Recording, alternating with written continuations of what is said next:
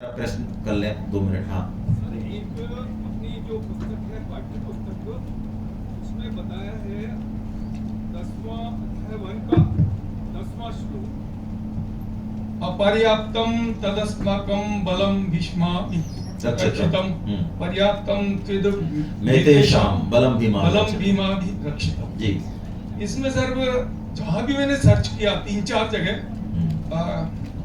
गोयनका साहब की किताब भी देखी, उसमें भीष्म पितामह द्वारा रक्षित हमारी ये सेना सब प्रकार से अजय है और अपर्याप्त का मतलब अपरिमित है, असीमित है, अर्थात अजय है।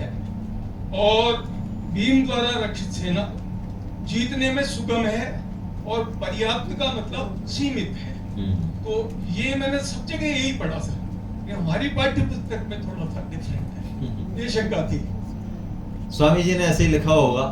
आप एक बार साधक संजीवनी में देख लें, साधक संजीवनी को हम आधार मानते हैं, है ना? हाँ, दिया इसमें भी यही, इसमें यही है, तो बस यही सही है जो ना? मैं बता रहा हूँ। हाँ, तो यही सही है, जो इसमें लिखा हुआ वही सही है। इसके ये श्लोक है ना, इसके थोड़े से अर्थ अलग अलग तरीके से हैं, है ना? अब ये चूंकि दुर्योधन ने बोला है, तो आप जो कह रहे हैं वही सही होना चाहिए। दुर्योधन अपनी सेना को अजय बता रहा है ना इसमें। और अपर्याप्त का मतलब वैसे ये निकलता है कि हमारी सेना जो है अपर्याप्त है। अपर्याप्त मतलब है तो 11, लेकिन चूंकि हम अधर्म के रास्ते पर हैं, इसलिए शायद हम जीत नहीं पाएंगे। डर है उसके दिमाग में, इतनी पावर होते हुए, इतनी सेना होते हुए डर है। ये भी एक एंगल है इसमें, कोई बात नहीं, जैसा भी है। डर नहीं बता रहा, उसको कॉन्फिडेंस है बहुत ज्यादा। चलो, कॉन्फिडेंस बता रहा है, कोई बात नहीं। होता भी है कॉन्फिडेंस, जिनकी चेतना कम होती है ना, उनका अधर्म करते हुए भी कॉन्फिडेंस रहता है। आप सही कह रहे हो, बिल्कुल जी।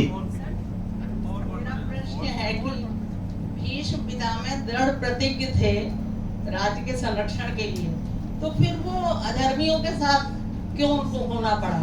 उन्होंने प्रतिज्ञा का जो एक्सप्लेनेशन था वो अपने तरह से कर लिया, जैसे कि प्राय हम कर लेते हैं कि हमको गीता क्यों नहीं पढ़नी, कि इसलिए नहीं पढ़नी, ये हमारे जीवन में समस्याएं हैं। ऐसे भीष्म ने भी कर लिया कि मैं तो राज सिंहासन से बंधा हुआ हूँ, अब राज सिंहासन पे घटिया आदमी बैठ गया तब भी मैं भी बंधा हुआ हूँ, ये उन्होंने एक्सप्लेनेशन कर लिया।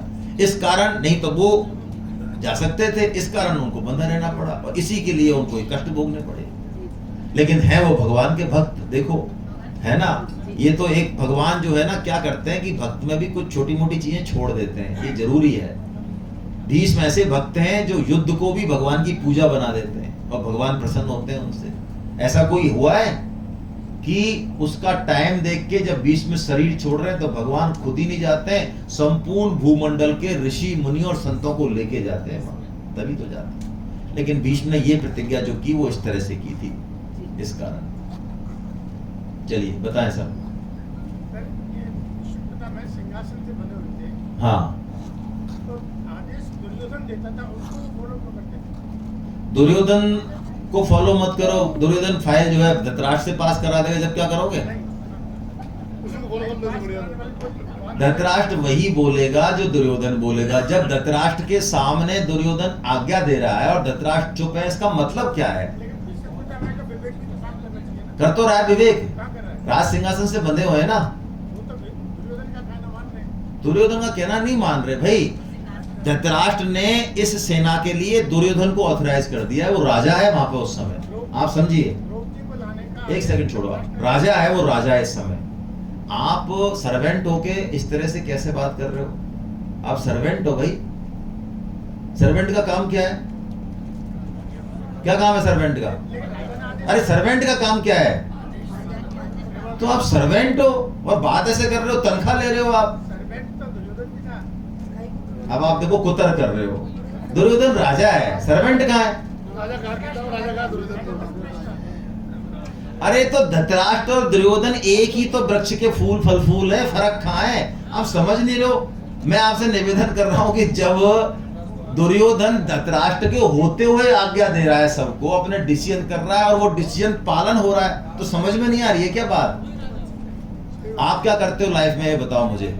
आप कहीं जाते हो मंत्री के यहाँ और मंत्री का पीए, मंत्री तो बहुत सीधा और पीए ही आपको सल्टा देता है और मीटिंगों में भी पीए ही बोलता है, जो पीए कह दे वो फाइनल है, मंत्री कह दे वो उसके गलत ही बोल दे तो पीए की बात रहती है। अब आप किसके पास जाते हो? अपनी बात करो। अरे यार देखो, फालतू की बात नहीं।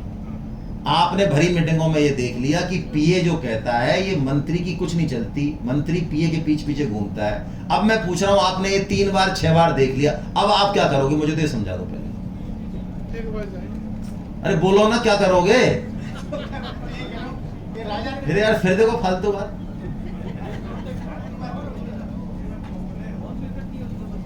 दुर्योधन राजा है भाई, इस समय ऑथराइज्ड है धृतराष्ट्र के द्वारा। युद्ध क्षेत्र में कौन है राजा?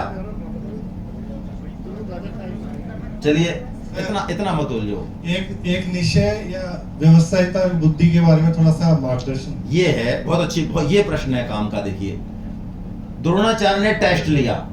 द्रोणाचार्य ने क्या लिया? अपने शिष्यों का टेस्ट लिया। टारगेट क्या था? चिड़िया की आंख पे निशाना लगाना है।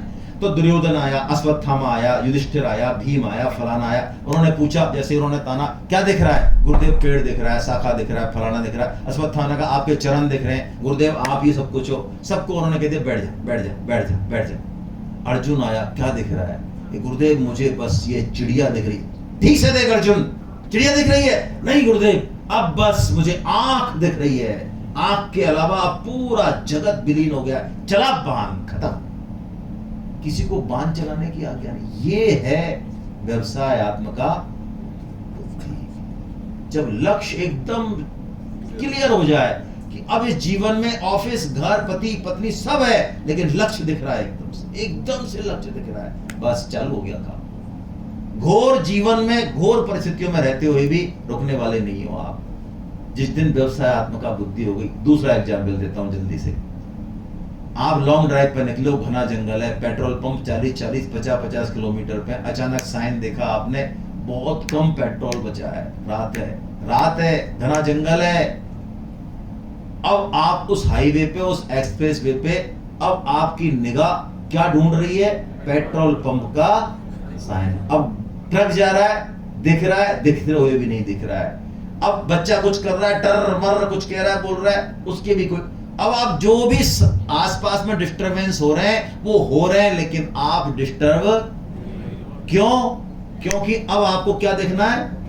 बस। साधक कभी भी संसार का रोना नहीं रोता। क्यों? उसका लक्ष्य भगवान का ठीक से बन चुका है। बहुत बढ़िया प्रश्न। हरे कृष्णा। चलिए साहब, हम लोग आते हैं 10-15 मिनट में वापस। हरे